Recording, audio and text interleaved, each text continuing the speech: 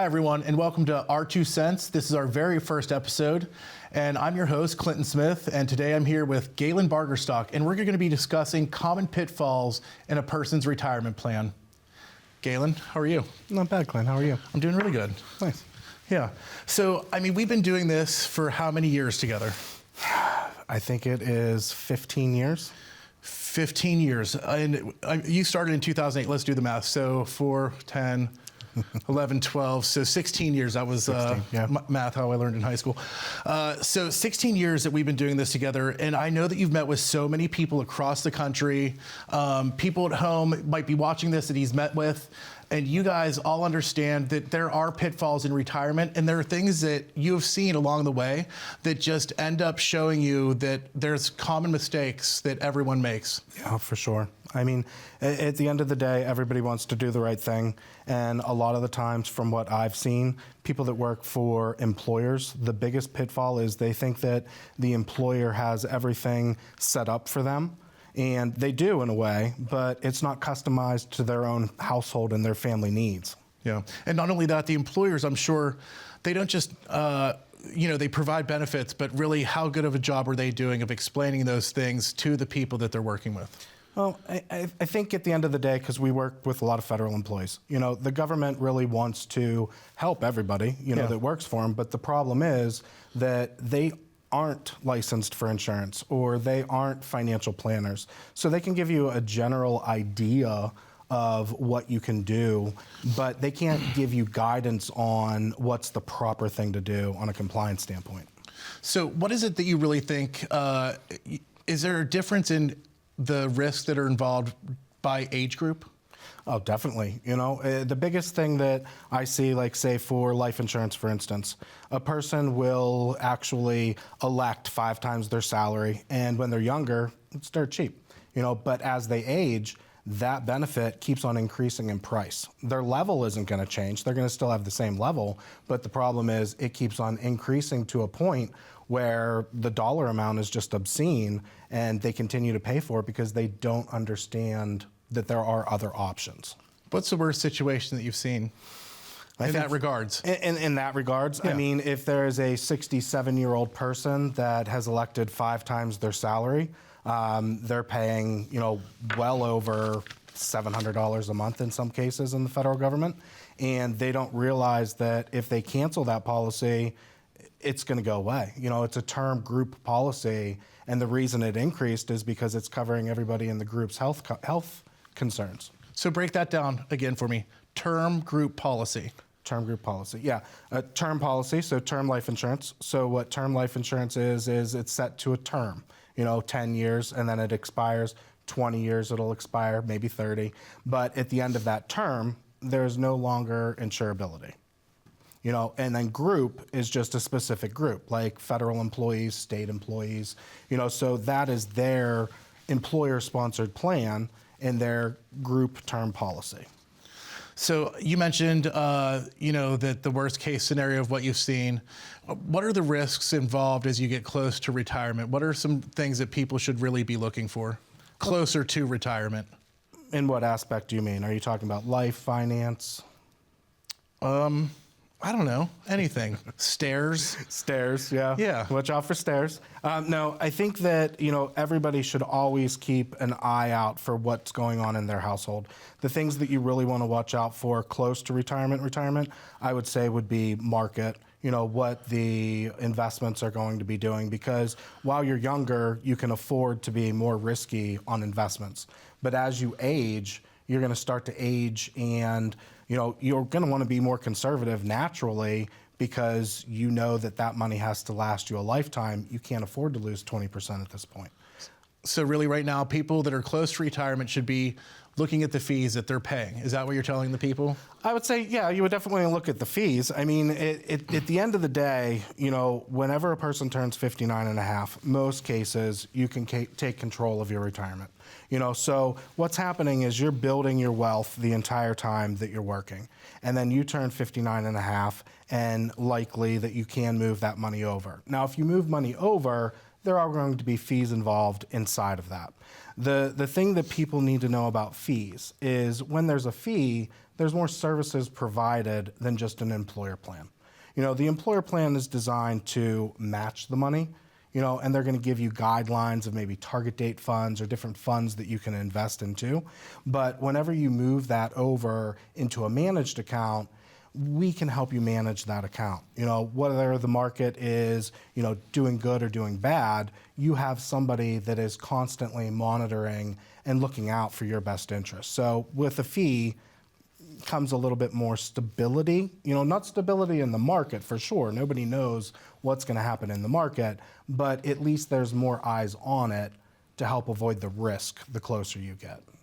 So I know one of the things that we've dealt with in the years that we've done this is that people, just like myself, love to procrastinate. There's 1,000 things that people could do rather than plan their retirement. And usually those things all seem more important than planning your retirement. And I know that you've had this happen throughout the entire time. Do you think that that could be the number one issue facing people trying to retire today? Yes, I think people are scared to know what's going to happen. The biggest thing is, you need to know the numbers. And if you do know the numbers, then you can create a plan that's going to effectively, have the best outcome for retirement. But people don't want to hear the bad news. They're afraid that they have to work for 3 or 4 more years.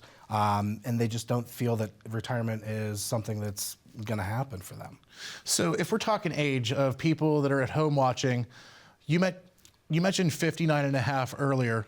What do you think are the things, if someone's at home right now and it's your 59, if it's your 59 and a half birthday, congratulations to you, because I still don't know when my half birthday is. But if they're at home and they're thinking, hey man, just turned 59 a couple months ago, what are the top 3 things that they should be doing? The top 3 things that you should do at 59 and a half particular? Yeah. At 59 and a half is, at that point, since you can take control, that's when you really can establish a plan and set something in place for the rest of your life. So before that, you were just investing, maybe in old employers, old 401ks, depending on how many positions you had. But now that you are of age where you can put everything into one place, and not all employers are going to allow you to move your money at 59 and a half. Most of them will. But if you are doing that and taking the right steps, you're going to have the ability to then mold and create your own retirement. So that would be number one is take control. Take control. Excellent. So guys, we'll be back in just a few moments when we go over the second and third thing you should do if you're about to turn 60. As a good saver, you've been putting away money during your working years. Studies find that the biggest fear of retirees is running out of money. Market volatility isn't just the downward movement of stock prices, it's the size and frequency of change. The more dramatic the ups and downs, the higher the volatility. This can put savers who are newly retired or a few years away from being retired at greater risk. Today's generation of retirees is not receiving traditional pensions as our parents or grandparents did. Instead, we have retirement accounts such as 401ks or 403bs. These accounts typically expose your money to market risk. The last thing you want right before retirement is to lose a portion of the money you need for income. But how do you turn these accounts into a retirement income? Is it safe to keep all your retirement money sitting in the stock market? The last thing you want is to lose a portion of the money you need for income due to market loss. By working with a financial professional, you can learn how to turn a portion of your savings into an income stream for life and income for the life of your spouse if you're married. We all have moments in our lives when we wish we had taken action sooner. Don't let procrastination reign on your retirement parade. Act now before it's too late. Please call our office to set up your no-cost, no-obligation retirement income review today. Preparing families for retirement, GCES. All right, welcome back, everyone. I'm Clint, and I am the host of Our 2 Cents. I'm sitting here today with Galen. Galen, we were just about to go over the second and third thing to do if you're about to turn 60. Yeah. Well, I think the first one we established that you need to take control. The second one would be, most importantly, to take a look at everything. You have to decide, when you plan on retiring. You have to look if your spouse is going to also be retiring around the same time. And you really need to get that plan set in place, not just take control, but you need to set that game plan up. So number one, take control. Number two, look at everything and make sure that you have a plan. If you haven't planned already, would you say that 59.5 is the first time you should look into it? Or should you just sort of, if you haven't already, it's time to do it? Yeah, I mean, at the point where you're coming up on 60, it's inevitable that retirement is going to be coming. A lot of people might think maybe not, but you do really need to address it, if not 59.5, but at age 60. 59.5 is just my go-to trigger to tell everybody, because at that point, it's all talk when it comes to the investments that you're holding at employers. And when you take control, well, now we're not talking anymore. You're establishing the needs of what you need to happen for your family. And do you have a third tip for somebody that's 59.5? A third tip would probably be, look at survivor benefits on your pensions. A lot of people will take a survivor benefit thinking that if they pass, their spouse is going to be taken care of. One of the things that I would take into consideration would be looking at a life insurance policy. If you're cresting 60 years old, the older you are, the more money it's going to cost for a life insurance policy. So the sooner you decide if you're taking a benefit, a survivor benefit or a life insurance, that really is, something that's needed. Excellent. So, Galen, I know that we've talked about pitfalls. The whole topic that we're talking about today, everyone, is pitfalls in retirement. What do you think is the next biggest pitfall in retirement that you've seen? And now, also, just to catch up, we've talked about, what was the first pitfall even? I think the first pitfall was just planning. Planning and risk. Planning and risk, yeah. And procrastination took us to 59.5. Yeah. So what are the other, I know that we've seen a ton of things. We talked about the horror story of someone being over the age of 60 and still paying a ton of money for life insurance. I actually remember this person that you're talking about. Yeah. We met with them at a Haas's. If anyone's not been to a Haas's recently, you should get out and check Haas's out. Yeah. It's a great place to plan your retirement, I guess. Whatever what's some other things that you think that you have seen that are pitfalls in retirement? Yeah, a pitfall is, maybe thinking that you're going to have enough and then not planning appropriately with investments for how much money you're bringing in monthly. I mean, you really do need to address how much your expenses are in the household to what you're going to need monthly. It's that simple. That is a big pitfall, because when you take into consideration how much money you're going to be spending, you also have to take into consideration that there's a very good chance that your furnace is going to break, or you're going to need to put a new roof on. Or even if you decide that you want to sell your house, you're going to move and move someplace warmer. There's still so many expenses that are going to be not something that you accounted for in your retirement plan, because you have to kind of roll with the punches when it comes to the different strategies. But you need to make sure that you have a little bit of a buffer and you're not just sliding right in there for retirement, because the last thing that most people want to do is go back to work. Yeah. Now, I know in our time, we've worked with a lot of federal employees. We've worked with a lot of postal employees all across Pennsylvania, across several states. I know the number one thing that we would see commonly is that people are getting advice from who? It's not you. Oh, no, it's not you me. show up at the last moment to help. I do. And usually that's putting people in a worse situation whenever you sit down and meet with them. Yeah. So the biggest thing, and I love that it's a problem, is that everybody is listening to what everybody else at work is doing. And every family is so different that it kind of hurts people sometimes if you listen to somebody else's financial plan. And this with us, working at the federal market as much as we do, the employees are talking because they have the same pension. So whenever you're, just casually going over something that you think that you did that helped your family, that person that's overhearing you, maybe not even in the conversation, is like, yeah, that's a great idea, but it's not. And the biggest thing is you do not want to listen to what your friends are doing. Take it into consideration, but don't make that your retirement plan. Yeah. Yeah. Unless your friends tell you to sit down and meet with us and do your financial plan, do not listen to them. Yeah. Right? So No, I if, agree, if your definitely. friends referred us to you, that's great. But if not, do not use them to make your financial plan. No. But like I said, I really appreciate that everybody's doing it. You know, the biggest thing is on investments, you know, not just like how much are you going to get for 12 years of service. It's the risk tolerance inside of the investments. And when you talk about what's appropriate for you, it could be completely different. You know, there are a lot more conservative people nowadays than there are the people that want to play the market. And honestly, that's why we really do what we do at GCES. Whenever we sit down with someone, we're going to do a complete review where we go over everything that they get. We're going to include the spouse and treat the family as a household. You know, we offer everyone a complimentary financial analysis where Galen or our other agents will come out and sit down with you.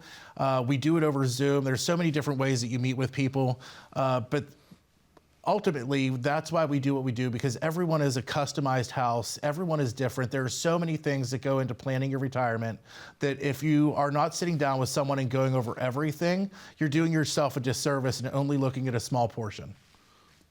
Right? You're 100% correct. Yeah. So I know that also a lot of people that we've worked with set up stuff whenever they got hired 1,000 moons ago. Yeah. What do you think that those people should do if they're also investing like they're 30 still? I think that you need to, just in general, a good standard for everybody to start considering is take a look every 5 years.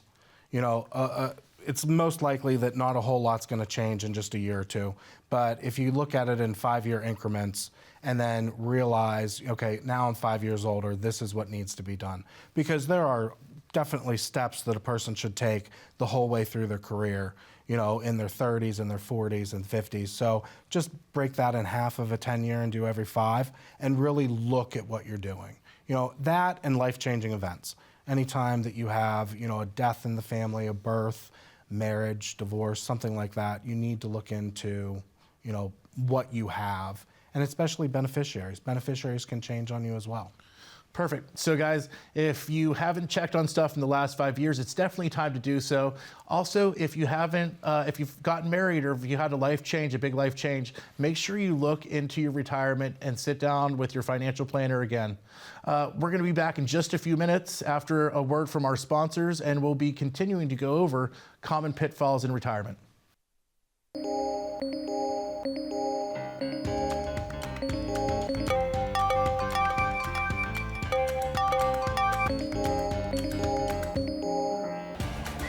Good morning, Ben. Good morning, Ben.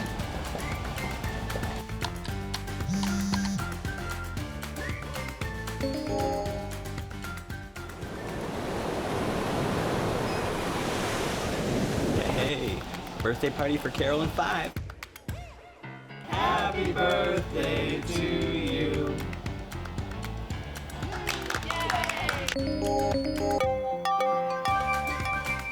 Good morning, Ben. Happy Monday.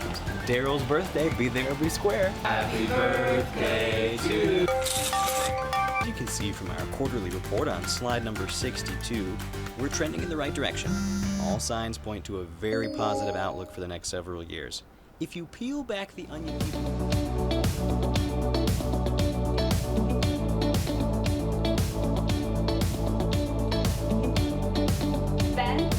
Ben, do you have anything to add? The work never seems to end until the day it finally does.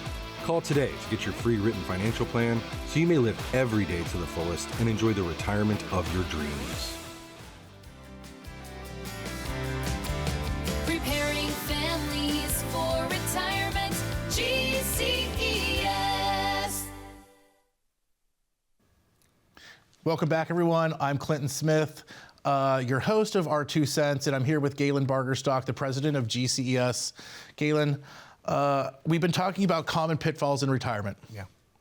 So I know that there's a ton of pitfalls in retirement, but ultimately, I think that whenever you sit down with someone, you don't just sit down and ask them questions and try to sell them a product. You actually come up with a full plan. Can you tell me a little bit about that? So at the very beginning of an appointment, any appointment that I have, the first thing that I do is I kind of look at a person's paycheck. I want to see what kind of deductions they have going out, make sure they're aware of all of where their money is being spent from their current employer. And then I just simply ask them questions. How much are you paying for your life insurance? And then I get the life insurance information. I'll also get outside life insurance if it's non-employer sponsored life insurance. So I get a good grasp on how much life insurance the person has, and then I'll move into pension. And I will figure out if they have a pension, calculate what the pension should equal for whatever retirement date we set. I'm going to set a date for a person to retire, say when they turn 62 as a goal, and everything I do is going to mirror that age 62. So I'm going to look for the pension. I'm going to look for Social Security. If the person hasn't, gotten a Social Security statement in so many years, I, log on to ssa.gov, get them to create an account and figure out what their Social Security is. That is the one piece that everybody is going to have, is the Social Security aspect. So far we're talking pension, we're talking Social Security. What's the third aspect of your plan whenever you sit down with someone? Well, the life insurance, so that would be 3. And then number 4 is going to be the investments, Okay. And that's going to be their current 401ks or employer plans or anything else out there. I already know all the pitfalls to look out for a person. So if they have too much life insurance or too little life insurance, we're going to address that. And then I'm going to take a look at what their monthly income is, what they're going to be receiving from the pension and the Social Security, see what kind of income we have coming in from that. And then I need to know what your expenses are. So we have to figure out a person's expenses and what they're spending, and that's going to dictate to me kind of what we need to do with the investments. Because the investments are, to me, are kind of like the extra oomph to the pension. Working with federal employees and state employees and employers that have pensions is primarily what I've done. So, working the investments in with that is kind of the key, because not everybody even needs to take money out until they have to. Yeah. So I know that you've said that, that was what, 6 different things that you go over in a written plan. So guys, if you haven't gone over a lot of these things at home, a lot of people will go over 1 or 2 things and then they think they're done. You're seeming to do a full financial plan. I take into consideration everything. You hear about advisors that are going to help you, grow wealth and get you to retirement. And then you hear that there's going to be an advisor for retirement planning. I'm kind of going to do everything, because if I can't build it, I can't protect it. So I think that you have to be all-in-one inclusive and get the job done on helping throughout the entire lifetime. Now, I know whenever we started this company that we had talked about wanting to be able to sleep at night, right? And a lot of that is not about making a sale with everyone. We've worked with so many people that really needed our help to understand what was going on in their retirement. I mean, I've seen it thousands of times to back whenever we started and I was setting your appointments, and there's so many people that we've talked to along the way. What do you think about for pitfalls in retirement? Well, I mean, the biggest pitfall is, you don't know what's going to happen. Nobody knows, if you're going to have, some form of health issue. You're not going to know if there's disability that's going to be needed while you're working. All of them are pitfalls. Pitfalls in general are just something that you don't know what's going to happen, and it's going to catch you and not make it the retirement that you want. So I think that just, contacting a financial advisor, getting a game plan, having a person that you can talk to, that's what it all boils down to with this. You have to find somebody that you like, and you have to trust and that you can talk to for the rest of your life. Yeah. Because when it comes to financial advising, we are not just helping you retire. We are helping you get the whole way from where you're at now to the rest of your life and honoring your children's, your needs to your children. I remember now where I was going when we started that whole conversation. Yeah. So, I mean, ultimately, we're going to be here for a lot of people. We started in this business so long ago that we were so young. It was pre having a beard. And that's the thing that you can really look at, is that we're going to be there for these people. We've already done it where we've had clients pass away. And I mean, that's the biggest pitfall in retirement, is working so hard to get there and just make it across the finish line and then have things hit you that you weren't prepared for. Yeah, no. And unfortunately, as a person ages, so does the body. And when the body ages, health is going to come into play. So one of the other things that you're going to look for as a pitfall is you need to address what's going to happen to your health insurance into retirement. Whether you're keeping, going on to Medicare at some point, that is another one that you're going to need to address. Yeah. When we've always tried to hone our message and things that we've talked about. When we talk to everyone at home and whenever we've done Facebook videos in the past, everything that we've done, we've always talked about health, wealth, and happiness. And that's really what it comes down to. If you're not healthy, you're not going to be wealthy. And if you're if you're somewhat wealthy, it's all coincides with one another. Yeah, I mean, if you're wealthy but not healthy, it doesn't really matter because you're not going to be able to spend that wealth. So it really is health, wealth, and happiness. Because the happiness needs to come into play as well. Because if you're just bitter and just walking around, who cares if you're retired? Yeah. What's the point of it? Right? Yeah. So Galen, I just want to thank you for all of this. Yeah. I mean, this was our first show. Yeah. And I think that we did a great job. I don't know. But this is our first attempt, and it's exciting to be with you on this journey. I'm looking forward to helping more people with you. I am too. In the end, we want to wrap it up. You want to have a written plan. That's the number one most important thing. Yeah. How often do you want to check in? Check in every 5 years? Check in every 5 years. Unless there's you have a life change, which would be marriage, divorce, children, or a death in the family? Correct. Yeah. So after that, another big age to check in, you told us, was? 59 and a half. Excellent. 59 and a half is kind of mostly when you can take control of your investments and get that retirement that you want so you can control everything yourself. So guys, I want to thank everyone for watching at home. At GCES, we pride ourselves in helping families prepare for retirement. We're going to be coming at you a lot more from this point forward with different topics. It's not always going to be pitfalls. We like to talk about happy stuff too. So please don't forget to tune in next time. And this is Clint from Our 2 Cents. Have a great day.